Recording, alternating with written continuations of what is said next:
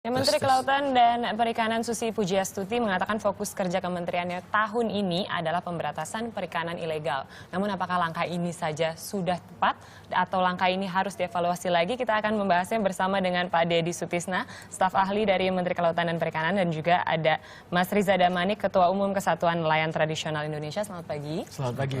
Selamat pagi. Mungkin tadi kita sudah melihat juga ada satu kasus yang terbaru gitu, Pak Dedi. Saya ingin tahu dulu update-nya dari kasus Benjina ini. Sudah sampai mana sejauh apa yang sudah dilakukan oleh Kementerian Kelautan dan Perikanan? Baik, jadi untuk kasus Benjina ini, yang pertama ini harus diketahui oleh seluruh khalayak Indonesia, bahkan dunia ya. Jadi KKP ini yang dipimpin oleh Bu Susi sangat mengutuk terhadap proses perbudakan ini. Jadi betul-betul itu perbuatan yang memang harus dikutuk secara keras. Nah kemudian yang kedua, karena ini adalah dilakukan istilahnya oleh orang-orang Thailand terhadap juga ABK Thailand kan itu, ya kebetulan kan tempatnya di Benjina. Nah ini kita sudah Bu Susi memberikan protes keras kepada kedutaan Thailand bahwa kenapa ini sampai dilakukan di Indonesia seperti itu. Nah kemudian yang ketiga, langsung Bu Susi menutup perusahaan tersebut pada poin ini, jadi dicabut maupun SIOP maupun SIPI supaya tidak beroperasi lagi. Oke, tapi dari PT Pusaka Benjina Resource ini salah satu direkturnya mengatakan kalau pernah menebar uang ke para petugas gitu yang berada di Benjina, dan sekaligus juga ini adalah salah satunya ke petugas KKP di sana. Itu apa langkah selanjutnya yang akan dilakukan? Kalau kebijakan KKP yang di Bu Susi, kita kan sudah mengeluarkan namanya Permen 58 ya. Yaitu untuk memberikan peringatan dan warning kepada petugas lapangan. Jadi siapapun petugas lapangan yang di bawah KKP melakukan hal-hal yang istilahnya seperti yang disampaikan tadi, tentu ini konsekuensinya akan dilakukan pemecatan. Kemudian kalau memang itu terkasus, misalnya ada ke arah pidana, ya kita proses seperti itu. Baik, pasti akan dikenakan sanksi yang tegas begitu ya. Tapi kalau menurut Mas Riza begitu, melihat apa yang sudah terjadi di Benjina, apakah mungkin nantinya akan ada pelarangan gitu dari Eropa dan juga Amerika terkait dengan, ini kan sudah ada perbudakan gitu? Potensi itu selalu ada, ya, karena memang pada perkembangannya pasar itu membuat satu kesepakatan gitu ya, bahwa produk-produk yang dihasilkan dari praktik-praktik kerusakan lingkungan, kejahatan kemanusiaan, pelanggaran-pelanggaran HAM, termasuk di dalamnya adalah perbudakan itu sendiri, itu sudah menjadi kesepakatan yang sifatnya universal gitu ya, bahwa kita tidak boleh memproduksi ataupun bahkan mengirimkan, mengkonsumsi termasuk di dalamnya produk-produk yang hasil dari kegiatan-kegiatan seperti itu. Hanya saja dalam kasus ini kan perlu kita lihat apakah benar Indonesia secara kolektif itu membiarkan atau memfasilitasi praktik-praktik seperti ini. Saya kok tidak melihat ada satupun klausul di dalam undang-undang kita, undang-undang dasar kita, undang-undang perikanan kita, ya, undang-undang terkait dengan HAM, asasi manusia dan seterusnya, memberikan toleransi, celah gitu ya terhadap pembiaran praktik-praktik perbudakan tadi. Bahwa pada praktiknya ada yang melakukan, saya kira itu harus dihukum, karena boleh jadi ini tidak hanya terjadi pada nelayan, kebetulan hari ini nelayan-nelayan asal dari Myanmar, Kamboja maupun Thailand, tidak mustahil juga akan terjadi pada nelayan Indonesia bila mana kita tidak berhasil menyelesaikan ini secara tuntas. Iya betul, memang penuntasan ini harus dilakukan, tapi evaluasinya berarti kalau dari KKP terkait dengan hal ini seperti apa? Jadi sejak informasi kan ini minggu lalu ya, jadi Bu Susi sudah memerintahkan Dirjen PSDKP untuk istilahnya langsung terjun ke sana untuk istilah menginvestigasi kejadian tersebut, karena bahan atau hasil dari investigasi ini kan tadi sebagai bahan Ibu untuk membuat protes keras kepada Thailand dan juga istilahnya sebagai landasan untuk menutup itu perusahaan Benjina itu. Baik. Sekarang juga dari teman-teman dari PSDKP masih di sana.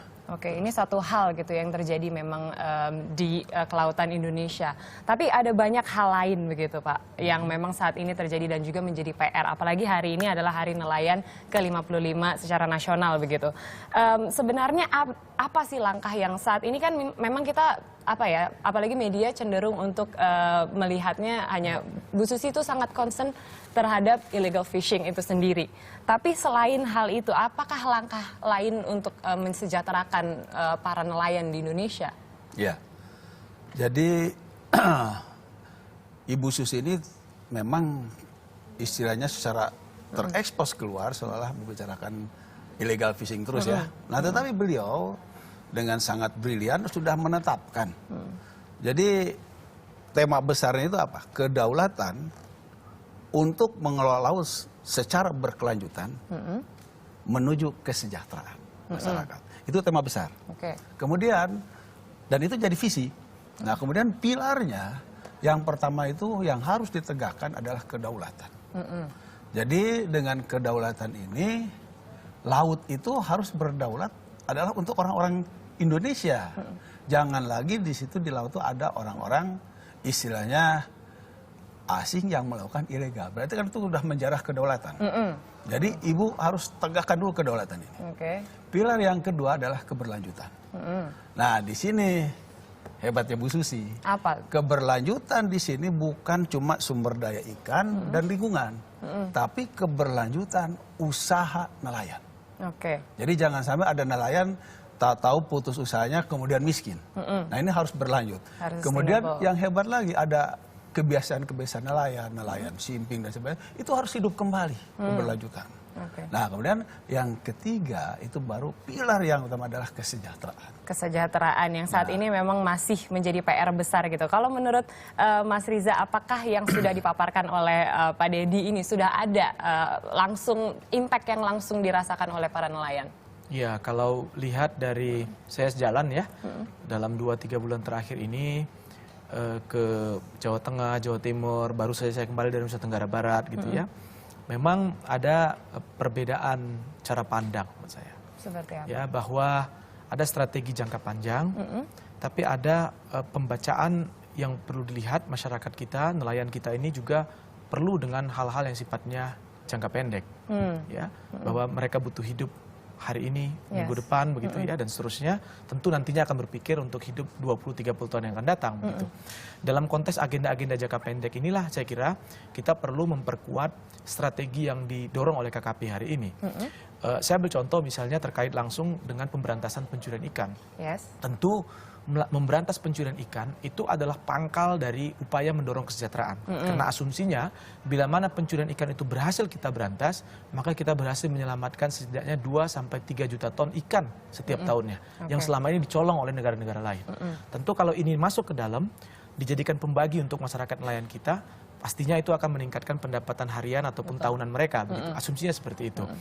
Sekarang yang terjadi adalah justru kita berada pada tahap pemberantasan, tapi belum terlihat ada upaya untuk mendorong bagaimana partisipasi masyarakat nelayan kita ini untuk bisa memanfaatkan kekayaan sumber daya ikan itu secara lebih optimal misalnya. Ya, ini yang terjadi sekarang. Kita bisa lihat misalnya armada-armada ikan kita, ya sebagian besar itu kan menangkap ikan di bawah 12 mil laut, 90% lebih di bawah 12 mil laut. Sementara perairan kita yang 12 sampai 200 mil laut itu relatif kosong. Apa artinya? Satu sisi kita membiarkan terjadi konflik perebutan sumber daya di perairan dangkal antara kapal besar dan kapal-kapal yang relatif lebih kecil.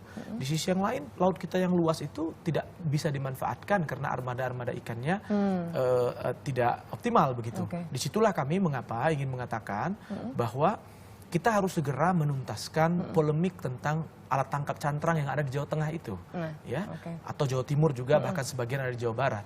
Karena bila mana itu bisa kita tuntaskan, ada alternatif yang sifatnya segera, maka kita tidak saja bisa menyelamatkan ekonomi masyarakat nelayan kita ini ya, tapi juga kita sekaligus mengoptimalkan atau menindaklanjuti keberhasilan pemerintah memberantas pencurian ikan dengan memanfaatkan kekayaan ikan kita yang ada di zona ekonomi eksklusif tadi begitu. Ini yang saya kira perlu kita optimalkan. Begitu. Baik, itu terkait dengan memang optimalisasi itu. Apa yang sudah dilakukan oleh KKP gitu terkait dengan hal ini, kan memang ada pembatasan tidak memakai pukat, tidak memakai cantrang, ini salah satunya juga gitu. Tapi apakah ada kompensasi yang lain yang sudah diberikan yang langsung berdampak kepada para nelayan supaya pendapatan mereka juga tetap ada gitu Pak, tidak hilang?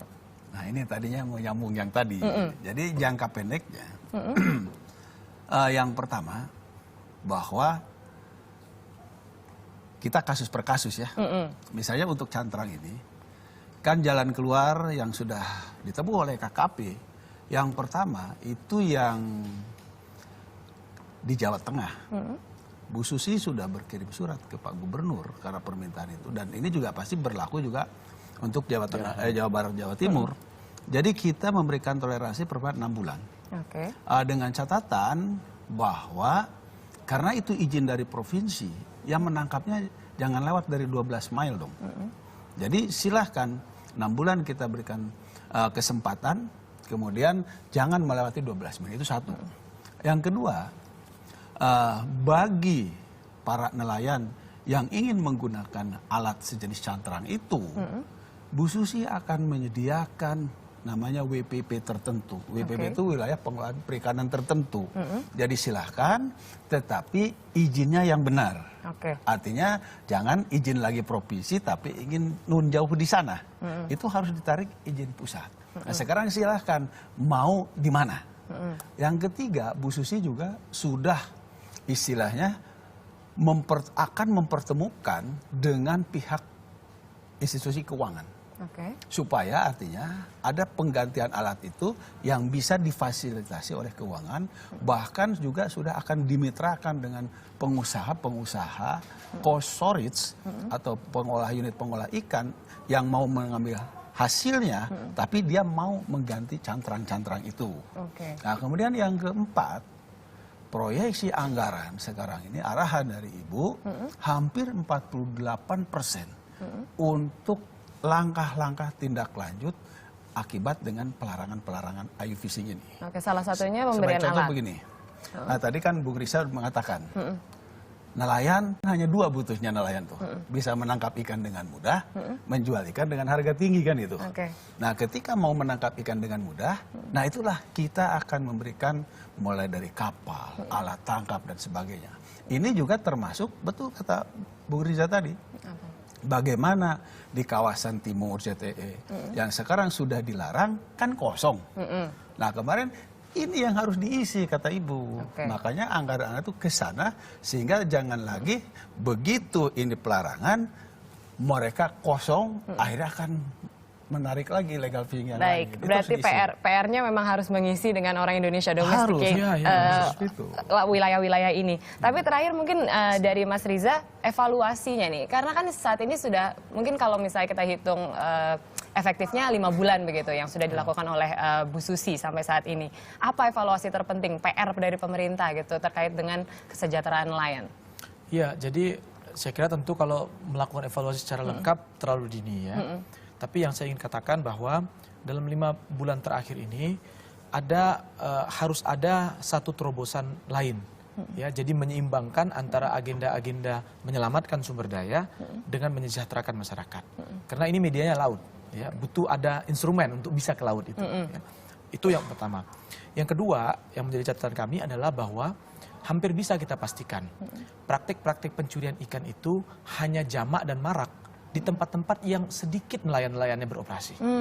Ya, termasuk yang ada di Benjina itu. Ya, kasus terakhir ini ya. Jadi kalau nelayan tidak ada, maka otomatislah itu pencurian banyak. Maka doronglah nelayan-nelayan kita untuk bisa melaut di lokasi-lokasi penangkapan ikan tadi. Yang kedua adalah perlu dilihat ya konsepsi dunia hari ini bahwa upaya untuk mengentaskan kemiskinan dan kelaparan itu strateginya adalah mensejahterakan nelayan. Itulah strategi pokoknya hari ini.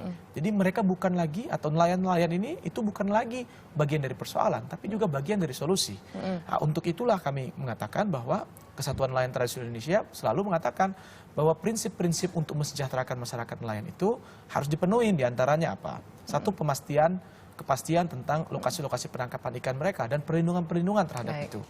Ya, yang kedua, misalnya terkait dengan hal yang lebih teknis, misalnya terkait dengan akses permodalan, ya itu kan harus diberikan.